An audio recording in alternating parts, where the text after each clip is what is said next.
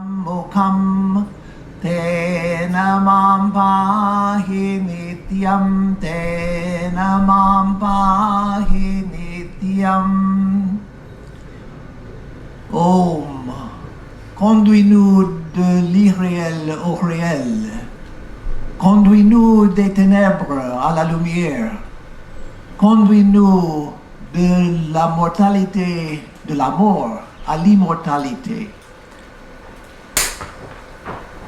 Sois présent mon soi, et protège-nous toujours par ton doux visage compatissant. Om, Om Shanti Shanti Shanti Hari Om. Om paix, paix, paix.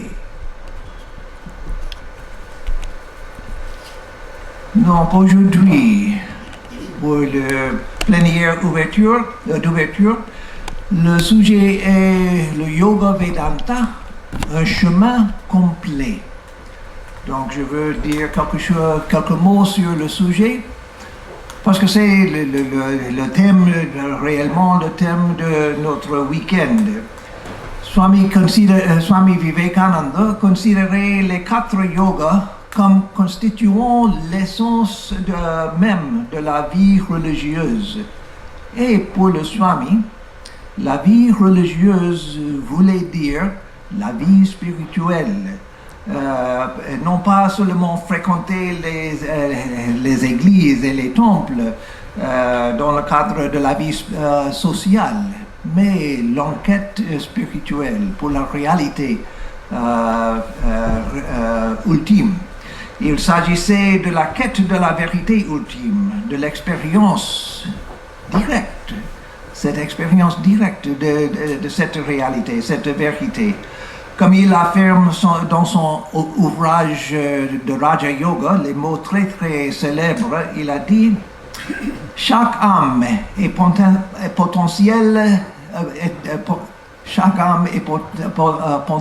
potentiellement divine. Le but est de manifester cette divinité intérieure en maîtrisant la nature, tant extérieure qu'intérieure. Accomplissez par le travail, le culte, la maîtrise psychique ou la philosophie, par une, plusieurs ou toutes ces voies, et soyez libérés. Voilà l'essence même de la religion. Les doctrines, les dogmes, les rituels, les livres, les temples ou les formes ne sont que des détails secondaires. Ce sont les mots de Swami Vivekananda même. Il avait une capacité extraordinaire de mettre en quelques mots l'essence des choses. Pas seulement de la spiritualité, certainement de la spiritualité, mais dans tout champ de connaissance, il avait cette capacité de voir l'essence de la chose et de l'exprimer dans quelques mots. Ici, il dit « Faites-le par le travail, la prière, la maîtrise de soi ou la philosophie, par une, plusieurs ou toutes ces voies, et soyez libérés. » C'est-à-dire, faites-le, c'est-à-dire, faites cette maîtrise de soi, cette réalisation de la réalité, la vérité ultime. Chaque yoga est un tout qui peut nous mener à illumination. On peut suivre seulement le Jnana Yoga, seulement le Bhakti Yoga, seulement le Karma Yoga, etc. Mais ils ne s'excluent pas mutuellement. C'est pourquoi il recommande à la plupart des gens une combinaison des 4 yogas. Pour ça, il dit par une, plusieurs ou toutes ces voies. L'un, en général, pour chacun de nous, un des yogas prédomine dans notre vie. Peut-être je suis un Jnana Yogi, mais je peux intégrer les autres yoga aussi. Peut-être je suis un Bhakti Yogi. J'aime la dévotion, la culte, l'adoration, les prières, etc. mais je peux intégrer les autres yogas dans mon chemin. Donc, une combinaison des 4 yogas, en général, veut dire, oui, j'ai le yoga principal que j'aime, c'est selon ma nature, mais je peux intégrer les autres aussi. Il le recommande car nous sommes des êtres multidimensionnels. Nous avons des facultés différentes, nous avons les parties de notre nature qui veulent être nourries. Donc, si nous suivons une combinaison des 4 yogas, toutes les facultés humaines sont nourries, sont développées, sont spiritualisées. Nous aspirons à la connaissance. Chaque personne aspire à la connaissance. Je veux connaître le domaine de Jnana Yoga. Et je dois arrêter pour un moment pour dire que les 4 yogas pour Swami Vivekananda, il a vu les 4 yogas dans un sens très très grand, un sens très large. Pas seulement pour la vie spirituelle, mais pour la vie quotidienne. Tout le monde veut connaître. Donc c'est l'essence de Jnana Yoga. Tout le monde veut avoir, recevoir, expérimenter, exprimer l'amour. C'est le domaine de Bhakti Yoga. Tout le monde est actif. Le mental, le corps, toujours en action. C'est le domaine de Karma Yoga. Comment puis-je être maîtrisé, le mental, le corps, au milieu des actions intenses, comme expérimenté par les bénévoles maintenant, ici pour cet week-end. Tout le monde est très très actif. Mais au milieu de ces actions intenses, on doit essayer d'être maîtrisé. Et au milieu de tout, il y a le mental lui-même, l'instrument de l'expérience, qui est le domaine de Raja Yoga. Donc tout le monde a ces 4 facultés et ces 4 manières d'expérimenter. Les 4 yogas ensemble sollicitent toutes les facultés supérieures. Le Jnana Yoga, comme je vous ai dit, est la voie de la connaissance par laquelle nous cherchons à connaître directement la vérité. Que veut dire directement? Ça veut dire qu'en général, nous connaissons les choses extérieures ou intérieures, intellectuelles ou physiques, par les organes sensoriels ou par le mental. Ce n'est pas directement le mental, les organes sensoriels sont les instruments. Mais par Jnana Yoga, on veut connaître la réalité directement, sans instrument. Je suis cela, tu es cela, Tattvamasi. C'est le quête de Jnana Yoga. Le Bhakti Yoga est la voie de l'amour. Nous cherchons à nous immerger dans l'océan même de l'amour, qui est Dieu, dans le Vedanta. Et dans le yoga, le système de Patanjali aussi. On peut penser de la réalité impersonnelle, Brahman, dans Vedanta, Purusha, dans le yoga, ou à Dieu. Les deux ne sont pas différents. Dieu et le soi impersonnel sont les deux visages de la même réalité.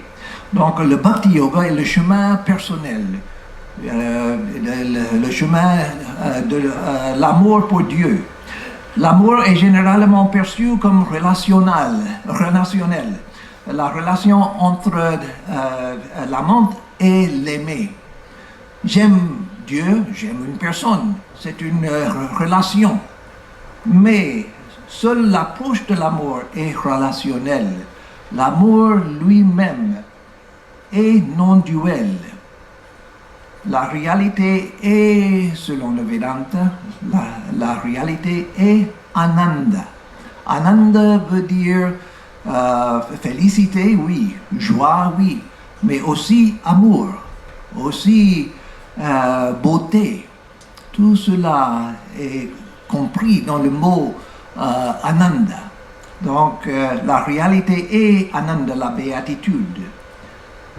aussi joie, aussi amour. Comme Saint Jean a dit dans la Bible chrétienne, Dieu est amour.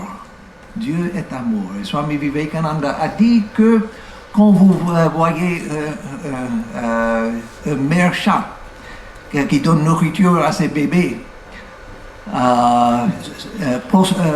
prosternez-vous devant cela, parce que où il y a de l'amour, il y a Dieu. Il a dit, croyez cela littéralement. Où il y a de l'amour, il y a Dieu même. Donc le Raja Yoga aussi est la voie psychologique qui nous enseigne comment perfectionner le mental. Pourquoi perfectionner le mental? Parce que le mental est l'instrument de toute expérience. Je vous connais dans le mental. J'expérimente le monde avec le mental, dans le mental. Le monde existe dans le mental. C'est où j'expérimente le monde, et dans le mental. J'expérimente ignorance dans le mental, j'expérimente connaissance dans le mental, j'expérimente tristesse dans le mental et bonheur dans le mental. Tout est expérimenté par le mental. Et jusqu'à la réalisation ultime, toute expérience spirituelle est expérimentée dans le mental, dans le buddhi, la partie supérieure du mental. Donc, perfectionner le mental est très important dans la vie. Et Karma Yoga est le grand yoga universel. Quand je suis venu à la vie spirituelle, à Vedanta, je n'aimais pas Karma Yoga, parce que Karma Yoga semble de travail. Et je ne voulais pas, je voulais méditer toute la journée. Mais avec le temps, j'ai compris que le Karma Yoga est le yoga le plus universel, parce que toutes les pratiques spirituelles, on doit pratiquer dans l'esprit de Karma Yoga. La dévotion, la connaissance, le Raja Yoga, tout, je dois pratiquer avec le détachement de Karma Yoga. Et toute action, y compris toute pratique spirituelle, doit être menée dans cet esprit de Karma Yoga. C'est donc le grand yoga universel, parce que c'est le yoga pour la vie quotidienne dans toutes les activités. Si nous apprenons à combiner ces 4 yogas, nous constatons que notre développement est harmonieux, équilibré et complet, et que toutes nos facultés sont spiritualisées, et c'est là le but de la vie. Merci.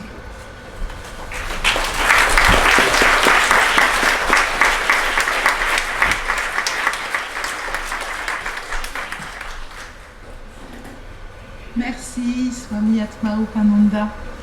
Nous allons maintenant entendre 4 voix, 4 portes d'entrée du chemin complet Yoga Vedanta.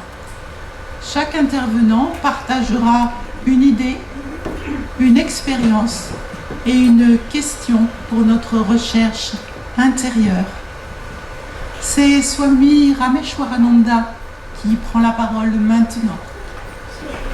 Swami Rameshwaragiri est un moine hindou du Saint-Ordre des Swamis, représentant la communauté védique d'Espagne. Il représente les traditions de l'Inde dans les instances interreligieuses internationales. Bonjour à tout le monde.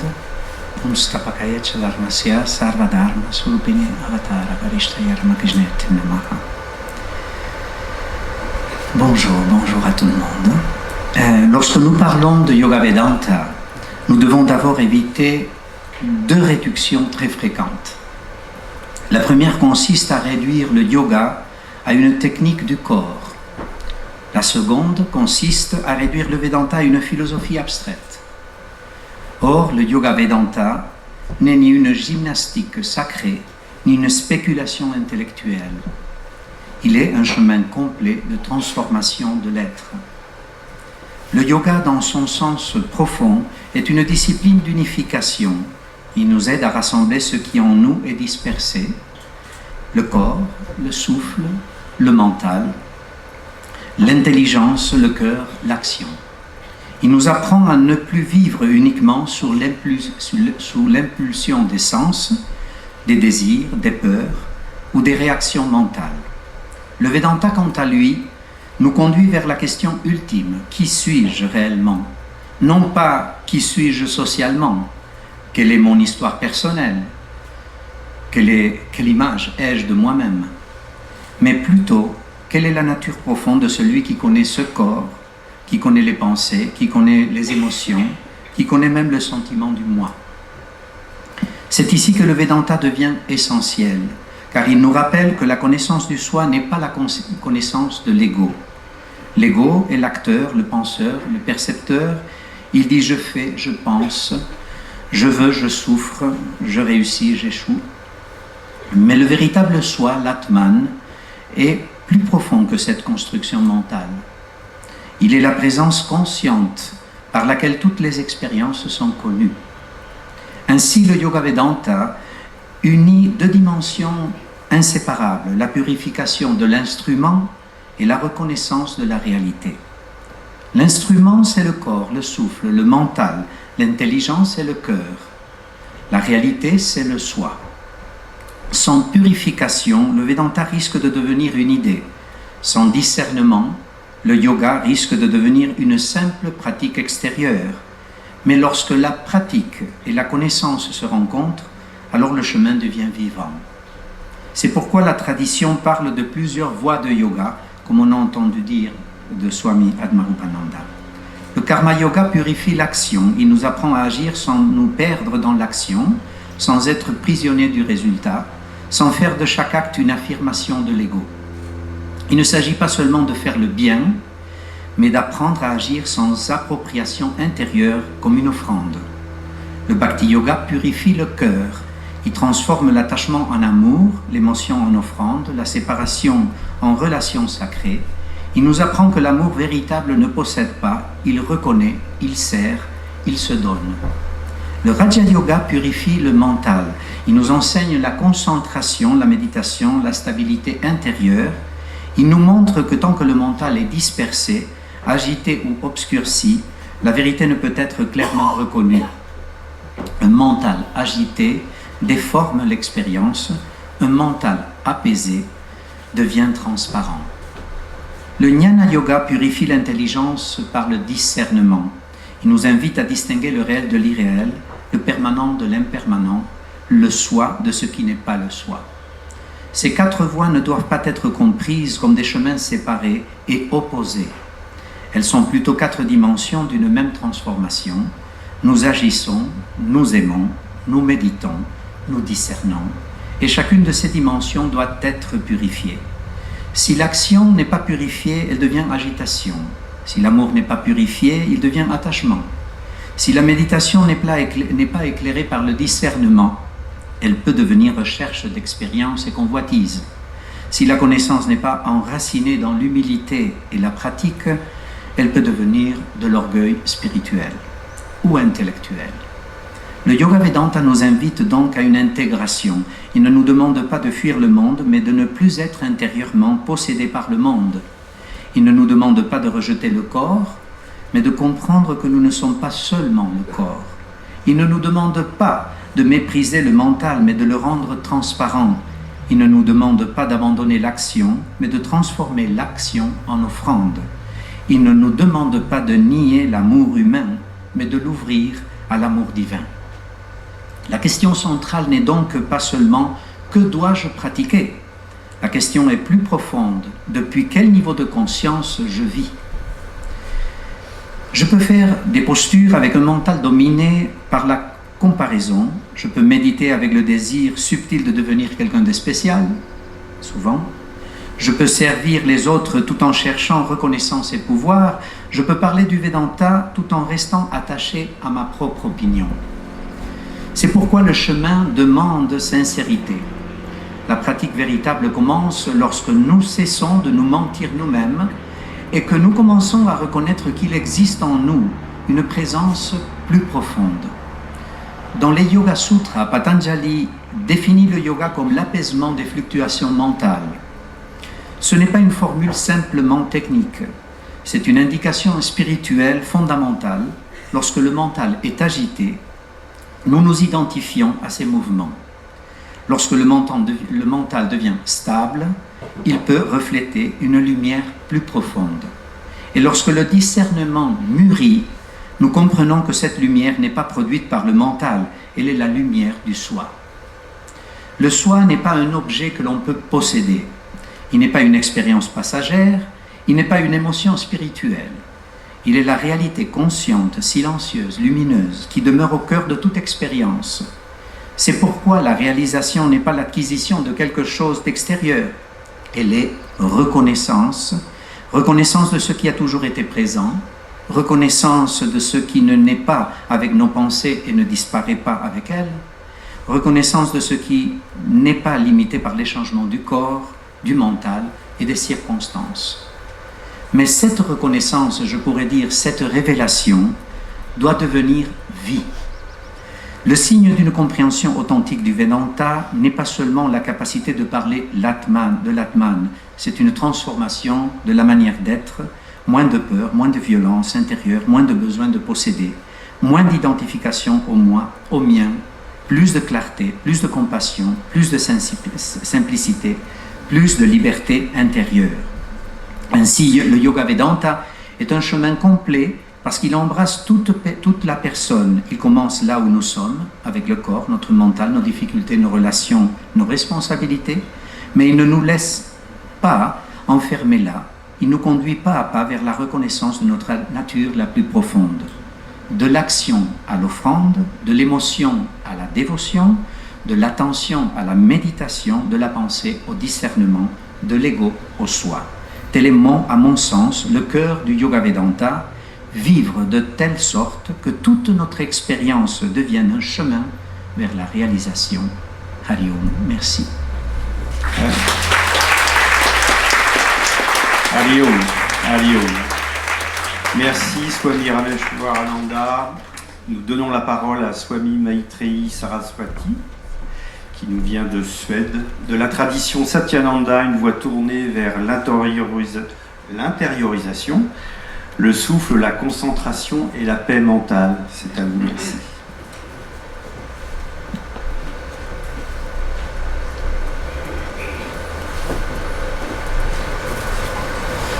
Bonjour à tous. Respected Swami Atmarupananda, all the other Swamis and teachers, dear guests. First of all, I would like to express my gratitude for again having been invited and my happiness to be able to share this Vedanta, Yoga Vedanta festival with all of you.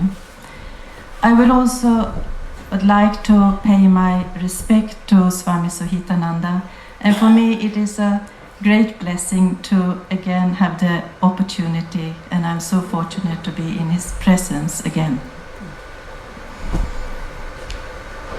If I would ask you, all of you, what is it that we are all searching in life? Every human being, not only all of you here today, but every human being on earth are looking for the same thing. Not only all the human beings of the earth living today, but also in the past, or we live in the future. We are all looking for the same thing. And that is happiness. We are all looking for happiness. And that search for happiness is the beginning of yoga and Vedanta. That is where our yogic and Vedantic journey begins. It begins with the search for happiness, and it ends with the experience of the highest experience of happiness, which is Ananda, bliss. And that takes us on a journey, and that is the journey of human evolution, of the evolution of consciousness, and the journey of the human soul. But in order to experience that happiness, not only the highest happiness, anandam, but all the other forms of levels of happiness throughout our life. Other things we are also looking for and we need. And what are those things? If I ask you, why have you come here? What brought you to yoga and Vedanta? Some of you will say, physical health. I need a healthy body. And healthy and a strong body. Somebody else will say, peace of mind. I'm looking for harmony and balance in life. I need to manage my mind, my thoughts, because they are running wild. I need to manage my emotions. Somebody else will say, I'm looking for truth. Somebody else will say, I want freedom. I have that inner longing for freedom. Not the freedom to do whatever we want, but that deep inner longing for freedom of the soul. And here, with that search for all that we are looking for, was the development of the different branches of yoga. Yoga is not something that we are superimposing, that some philosophy or practices that comes from outside. No, it is developed from that inner search in each and every one of you and each and every one of the human souls. Hatha Yoga for our body gives us a healthy and strong body and a happy body. Raja Yoga for our mind, to get that peace of mind. And Raja Yoga gives us the tools to manage our mind, to manage our thoughts, to manage our emotions. Kriya Yoga and Kundalini Yoga to awaken that inner potential that we all have, and the flowering of human potential and human personality. Karma Yoga gives us the tools to be positive, creative, constructive in our actions, interactions, and reactions and responses in life. Bhakti Yoga to keep a positive heart, an open heart, and to connect with positive emotions and leave the negative emotions behind. Jnana Yoga gives us a development of self-awareness. Discrimination in this world today of false information and the connection with wisdom and truth. And Vedanta frees the soul from the karmic and attachments, the karma and the attachment that binds the souls.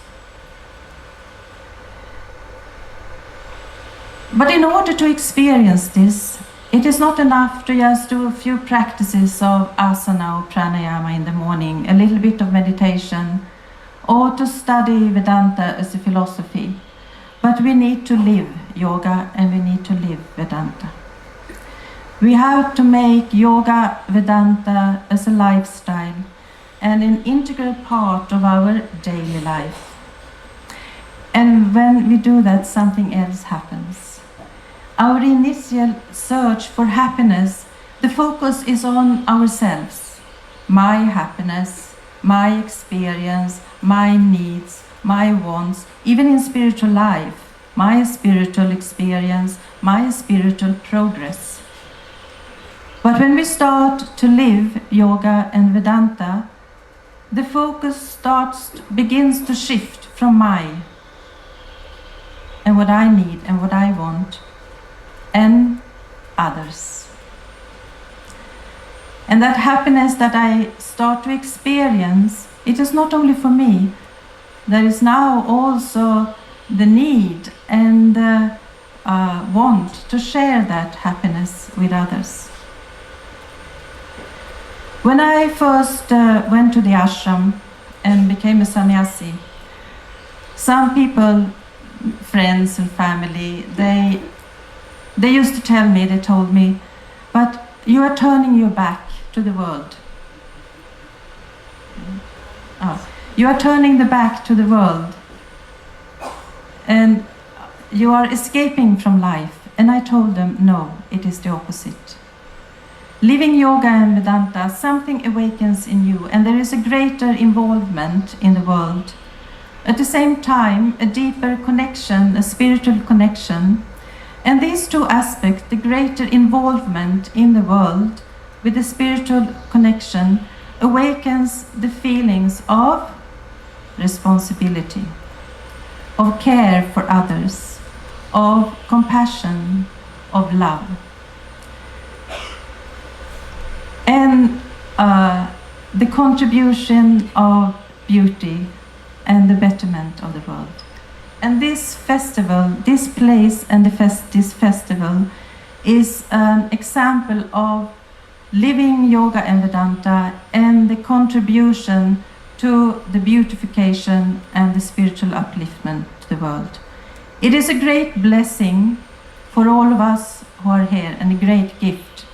But this festival is a great contribution to the spiritual upliftment, to the positivity, and to the betterment of the world today. Hari Om.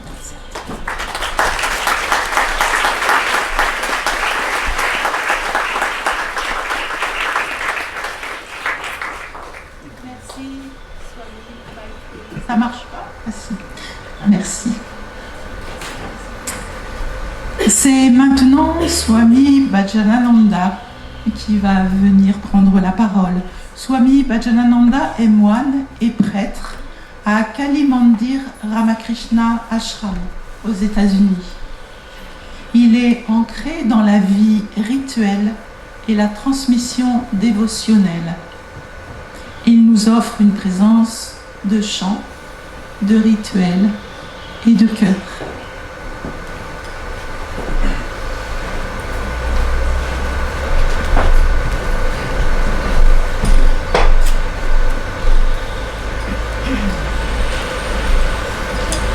Shri Guru Maharaj Ji Ki Jai.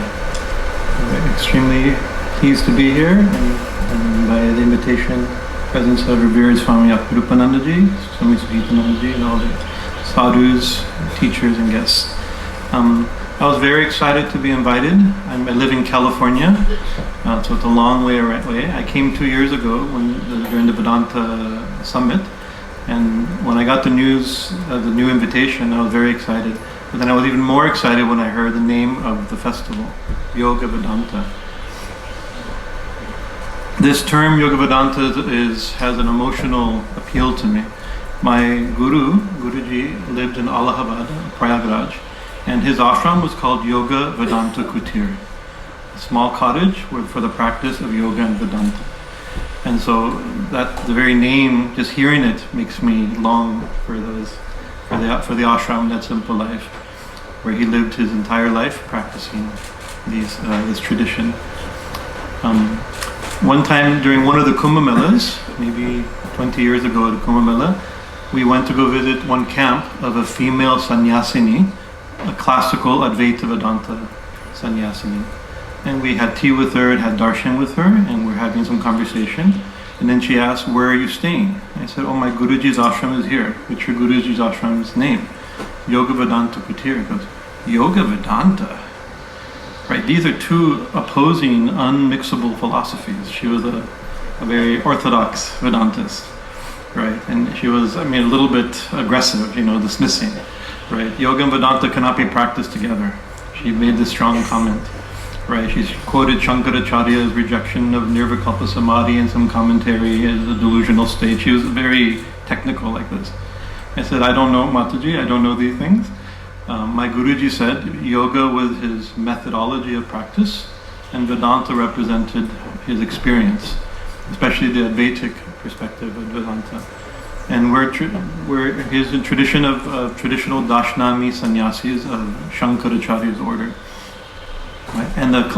But the practice was of that of classical yoga, meaning Hatha yoga, Raja yoga, and lots of Hatha yoga during his early days, of asana, pranayama, the kriyas, the purification kriyas, meditation, like this. Right.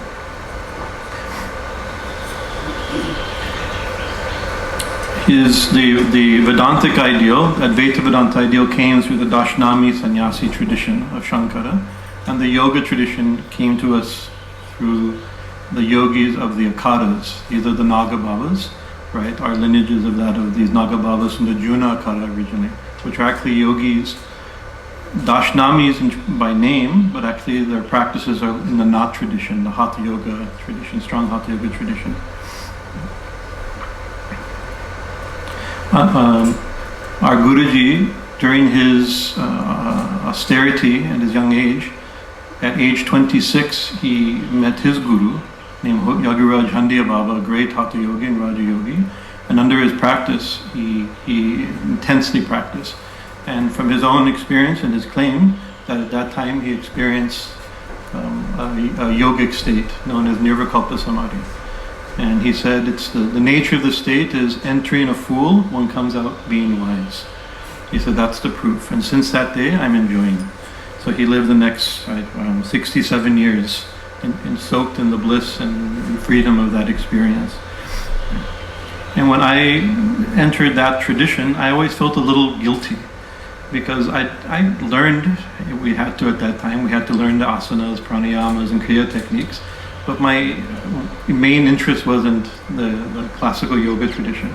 By my nature of a devotional type, right? So the bhakti yoga tradition of japa, kirtan, puja, and bhava, these different moods and relationships with God was more my interest. And I always felt guilty that I wasn't a good yogi, I wasn't a good sadhu, I wasn't a good in the tradition, right? But then slowly we learned that yoga is not just one thing, right? Yoga is so many different methods of yoga, techniques, methodologies to attain spiritual goals of union, of connection, of identity, whatever the tradition is. And in America, I don't know, this is my second day in France, right? And the last time I spent 2-3 days, so I have very little experience of Europe. But in America, Hatha Yoga became very popular, right? It's still very popular. And the complaint of many people that it's devoid of spirituality. It's designed for health. Although health is a noble thing, but sometimes not even health, it's just a wellness tradition. Can be very materialistic. And so the complaint of people like us, yogis, sadhu types, that we need to get back to the real yoga like this. But actually Hatha Yoga is also real yoga. We must not forget that. I'm remembering there's verse 2 of one of the foundational texts of Hatha Yoga called Shiva Samhita, right? It says, I, Lord Shiva is speaking, I, the Supreme Ishwar, the Supreme God, the lover of my devotees, and the giver of spiritual liberation to all, and now explaining the science of asanas, asana yoga, right? It is meant, what are asanas meant for? Who are asanas meant for? Those who feel trapped in the body and the world, that want to be free, and are looking up at me, meaning Lord Shiva. So the goal of even Hatha Yoga is liberation from limitation and spiritual freedom. This is what Hatha Yoga can give, right? Can do. Even if not practiced with that spiritual intent, this is what it does. And maybe you've had this experience, maybe this is your experience, that you're interested in yoga, maybe for health, maybe for a good body, not always the most spiritual views, right? But something happens, we stretch, some awakening happens, some experience happens, right? Yoga causes awakening, right? And with that awakening, spiritual aspiration comes, right? If this is possible by Hatha Yoga, And this is the goal and the process of Hatha Yoga. This is even more possible by the other systems of yoga, such as Bhakti Yoga, Jnana Yoga, Raja Yoga, Japa Yoga, Mantra Yoga, Karma Yoga, Kriya Yoga, Kundalini Yoga.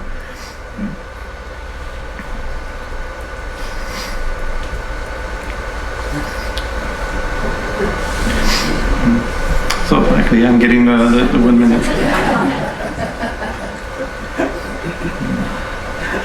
So I will say, we'll turn the last little thing. We invite you during this grand event where we had 2-3 days of just being immersed in yogic practice in the company of yogis. Not only yoga practice is one thing, but in the company of fellow yogis, right? And yoga teachers, senior practitioners, senior aspirants, so keeping each other inspired. It's a great opportunity to widen, to broaden, to deepen our own understanding and practice of yoga, and to kind of what yoga can do for us, right?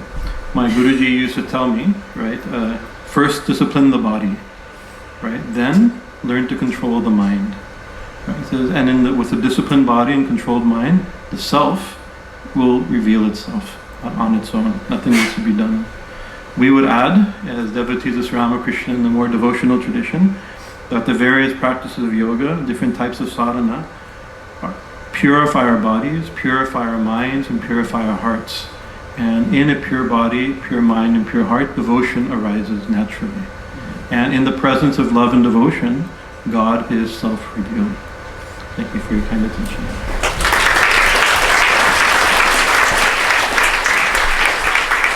Merci beaucoup, Swami Bajjalananda. C'est vrai que les temps sont courts. Merci de jouer le jeu à ce point. On aimerait tous vous écouter pendant des heures. Nous donnons la parole maintenant à Dominique Lussan. Dominique qui est ethnologue, psychologue et enseignante de yoga, donc qui n'est pas Swami. Elle développe une approche holistique au service de la régénération individuelle et collective. Dominique.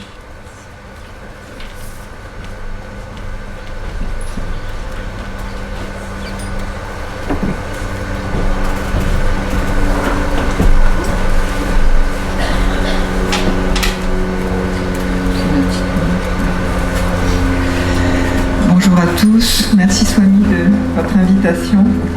Gratitude pour cet espace alchimique de transformation que vous nous offrez avec la multiplicité des interventions sur le plan spirituel, sur le plan du mental, afin que chacun puisse grandir dans sa dimension d'être. Donc, je vais vous parler moi d'une approche expérientielle. Je ne suis pas une spécialiste du Vedanta, un peu plus du yoga, mais très très vite, je me suis rendu compte, je me suis dit, mais la pratique du yoga via les asanas uniquement et le corps est loin d'être suffisante. Et de ce fait, la recherche est un domaine qui a façonné ma vie et qui m'a fait progresser petit à petit. La recherche la plus fondamentale que j'ai pu mener sont sur les états d'être. Et cette recherche sur les états d'être vient de la pratique de la première étape et de la deuxième étape du yoga de Patanjali via les yamas et les niyamas. Et cette pratique-là quotidienne a permis petit à petit d'arriver sur une étude en me disant mais en fait les états intérieurs sont un espace universel de toutes les traditions. Les traditions, les religions sont les universités de la conscience, les universités de l'être. Et les états d'être traversent la multiplicité des traditions pour que nous puissions arriver à l'unité des visages de Dieu.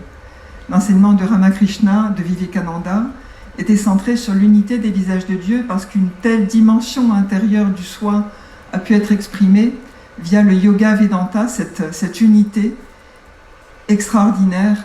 Et comment arriver dans le quotidien à cette unité des visages de Dieu par la pratique simple quotidienne.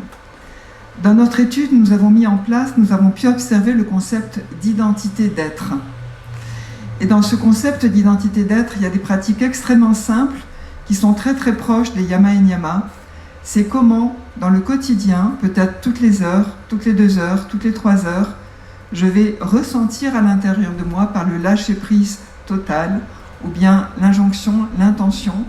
Le lâcher-prise est une intention aussi, un état intérieur, qui fait que petit à petit, une qualité que nous pouvons avoir, que j'ai appelée essence, va pouvoir se développer petit à petit, où 1 minute, 2 minutes, 3 minutes, 10 minutes vont complètement changer ma vision du monde et ma vision de la nature, de la relation à l'autre, de mon alimentation. Voilà, comment la pratique de ces états-là, de yama et niyama, vont petit à petit nous amener à changer totalement de perspective. Comment les enseignements du Vedanta, qui amènent vers la sagesse, comment l'enseignement du yoga dans la pratique qui a été complètement nivelé par le bas par uniquement la pratique corporelle, comment nous allons mêler à un moment donné état d'être et pratique des asanas, état d'être et pratique du Vedanta. Comment ces deux-là vont nous amener petit à petit, dans notre société qui en a bien besoin aujourd'hui, à l'unité des visages de Dieu, à cette présence intérieure qui va nous permettre, quelle que soit la tradition de l'un ou de l'autre, de voir sa dimension intérieure et non plus la structure de sa tradition, le karma, la réincarnation, l'enfer, le paradis, les différents niveaux vibratoires que représentent les déités nommées Brahma, Vishnu, Shiva, Avalokiteshvara chez les bouddhistes, les séraphins, les chérubins, les archanges, les anges. Comment ces niveaux vibratoires qui résonnent dans toutes les traditions, qui sont des marches d'escalier, eh bien, à un moment donné, vont être perçus par l'être qui a développé le soi comme des dimensions intérieures. Et chacun va avoir une structure, mais qui va pouvoir être comprise et intégrée par des pratiques très simples, des yama et niyama. Alors bien sûr, il y a les 8 étapes du yoga de Patanjali, mais je vais me contenter des états intérieurs. Nous avons observé dans notre étude 7 grandes familles d'états d'être. Je vais vous en citer une, par exemple, le feu. On va retrouver en ligne dense la rage, la haine, la violence, la colère, l'irritabilité, l'agacement, l'impatience. Et quand on va passer à la sublimation de cette ligne de feu, nous allons arriver au dynamisme, à l'enthousiasme, à la vitalité, au courage, à la vaillance, à la force, à la puissance, à l'énergie pure, à la radiance, à la lumière. Et le yoga permet de rentrer dans ces dimensions-là. On appelait ça le Kundalini Yoga. Et puis on va voir le Bhakti Yoga. On va passer de la possessivité, de la séparation, de l'abandon, toutes ces dimensions relatives à la séparation avec l'autre, à des notions d'affectivité pour commencer. Et puis on va continuer par la beauté, la bonté, la compassion, l'amour, l'unité. Vous voyez, c'est comment, à un moment donné, ce travail sur cette essence vont nous permettre, via les yogas respectifs du Vedanta, d'arriver à la sublimation de l'être. Donc quand je détale là une approche qui est laïque sur une étude sur plus de 2500 personnes pendant 25 ans, et avec ces traditions ancestrales magnifiques qu'est le Vedanta, à travers les différents yogas qui ont été développés. Et pour ça, chacune des 7 lignes d'être, on pourrait trouver un yoga différent qui ont été déjà déclinés par les traditions. Donc, la pratique quotidienne de ces yama et niyama, c'est-à-dire la non-violence, le non-vol, la vérité, brahmacharya, la gestion de l'énergie, la non-avidité à parigraha, vont nous amener par des pratiques quotidiennes à développer des états intérieurs. Et le temps de maintien de ces états intérieurs par des rites et des rythmes choisis par nous-mêmes vont nous permettre d'accéder petit à petit à une compréhension bien plus grande. Et chacun va reconnaître en fonction de ces différentes pratiques, ces différents états, quel est le yoga Vedanta qui va être pour lui le plus approprié. Est-ce que ça va être le Raja Yoga, le Karma Yoga, le Bhakti Yoga, le Jnana Yoga? Et chacun va pouvoir progresser dans ces dimensions. On peut voir à travers notre étude la puissance du Vedanta à travers le développement de tous ces yogas qui ont été faits par cette culture universelle, ancestrale, qui nous amène à un moment donné vers cette conscience, je le disais tout à l'heure, de l'unité des visages de Dieu. Et pour ça, très simplement dans la vie quotidienne, c'est combien de temps j'éduque ma dimension d'être, combien de temps je lui laisse dans une journée.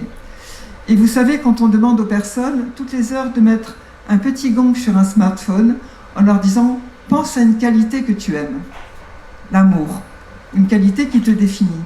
Eh bien, au bout d'une semaine, les gens disent, ou de 15 jours, les gens disent « j'en ai marre d'entendre cette sonnerie, d'entendre ce petit gong très simple.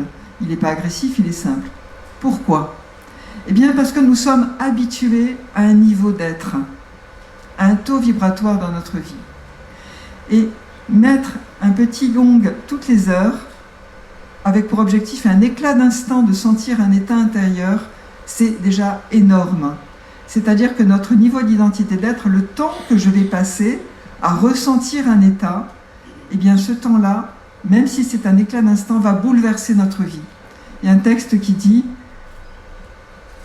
Une habitude peut changer un comportement, une personnalité, et peut changer une destinée. » Eh bien, ce petit geste simple, issu de la purification des yama et niyama, un état intérieur toutes les minutes, simplement, toutes les heures, toutes les 2 heures, toutes les 4 heures, toutes les journées, peut changer complètement notre destinée, notre vision du monde, et nous faire parvenir à l'unité des visages de Dieu dans la perception intérieure, dans la perception du soi.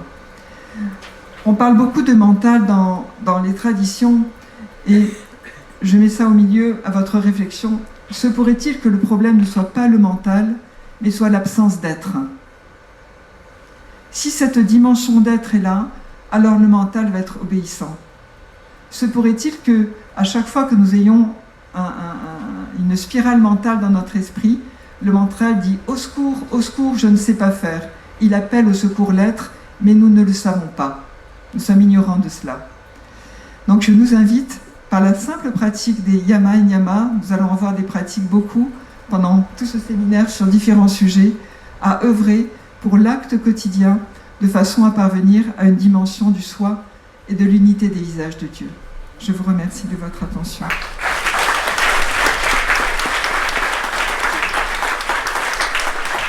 Merci beaucoup Dominique, merci aux 4 intervenants tellement passionnants. Ça appellera sans doute un festival numéro 2, numéro 3, numéro 4, enfin, bon, je dis ça comme ça. C'était magnifique, merci à vous. Ma spécialité sont les infos pratiques.